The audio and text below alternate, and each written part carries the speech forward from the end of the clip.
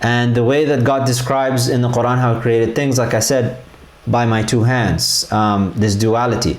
The human being is the only creature that Allah subhanahu wa ta'ala says He created biyadayya, with my own two hands.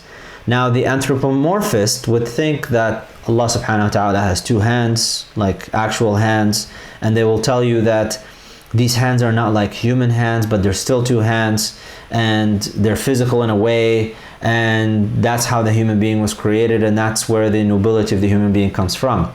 Murata takes that and throws it by the wayside. Allah subhanahu wa ta'ala speaks about creating everything else in the universe with aid, with the plural. He's created them with different hands, different powers. When it comes to the human being, Allah subhanahu wa ta'ala says He created them with my own two hands. In other words, the human being manifests the dual aspects of divine attributes. And that's also why we manifest good and evil. It's because of our dual nature. So, how do we explain that a little bit more? Angels were created by the right hand. Angels represent pure goodness. Angels do not have free will. They do as they're told and as they're commanded.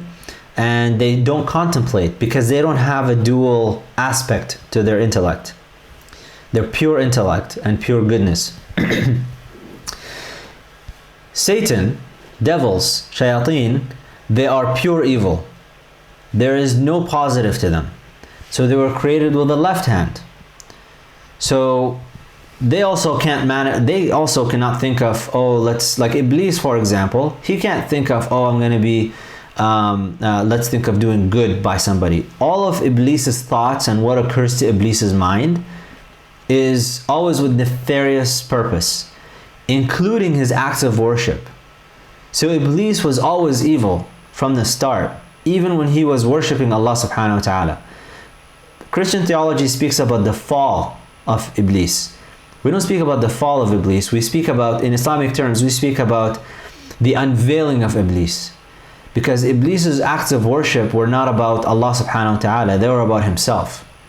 He is the definition of narcissism and pure evil. And everything he suggests, so when he suggested to Adam and Eve alayhimus salam in the garden that eat from the tree, I don't think that you were prevented from eating from the tree for any other reason but that you would become angels or would live forever. He presents you with this positive thing, but he's got nefarious purposes behind it. And that's just, that's actually a point to mention about sin, the word sin. In Arabic, khati'ah means to miss the mark. So when you fall in sin, you think you're doing something beneficial for yourself, but you miss the mark. It's an archer's term. You miss the mark. And so that's what Iblis is actually playing on. He's playing on your intention, your good intention to do something, but he's utilizing your free will and your dual nature against you to make you fall into error.